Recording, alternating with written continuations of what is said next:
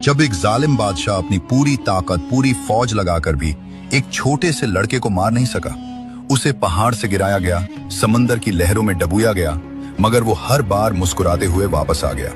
ये कोई कहानी नहीं, सही मुस्लिम की वो सच्ची हदीस है जो आज आपके रोंगटे खड़े कर देगी। सदियों पहले एक जालिम बादशाह था जो खुद को खुदा कहता था। उसका एक जादूगर था जो अब बूढ़ा हो चुका था। जादूगर ने बादशाह से कहा कि मुझे एक होशियार लड़का दो जिसे मैं अपना काला जादू सिखा सकूं। बादशाह ने एक नौजवान को चुन लिया, मगर उस लड़के के रास्ते में एक राहिब यानी अल्लाह का एक नेक बंदा रहता था। लड़का रोज उस राहिब की बातें सुनता और उसके दिल में अल्लाह की मोहब्बत बैठने लगी।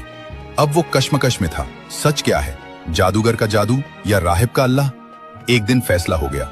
रास्ते में एक बहुत खौफनाक जानवर लोगों का रास्ता रोक कर बैठा था। किसी की हिम्मत नहीं थी आगे बढ़ने की। लड़के ने सोचा, आज पता चल जाएगा कि जादूगर बेहतर है या राहिब। उसने एक छोटा सा पत्थर उठाया, आसमान की तरफ देखा और कहा, ए अल्लाह, अगर तुझे राहिब का रास्ता पसंद है तो उस जानवर को उस एक पत्थर से मार दे। उसने पत्थर फेंका और वो खौफनाक जानवर एक झटके में वहीं ढेर हो गया। भीड़ हैरान रह गई। लड़के को अपना रब मिल चुका था।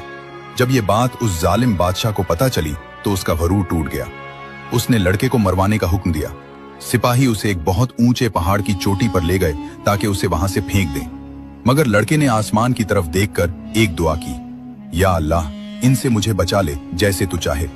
अचानक पहाड़ हिल गया, सारे सिपाही नीचे खाई में गिर गए और वो लड़का आराम से चलकर बादशाह के पास वापस आ गया। बादशाह पागल हो गया। उसने अब लड़के को बीचों बीच समंदर में डबूने भेजा, मगर वहां भी तूफान आया, कश्ती पलट गई, सिपाही डूब गए और लड़का फिर वापस जिंदा आ गया। बादशाह खौफजदा था।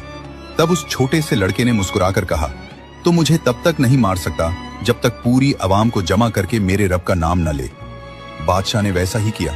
हजारों की भीड़ के सामने बादशाह ने तीर पर निशाना लगाया और चलाया, बिस्मिल्लाह रब्बुल गुलाम।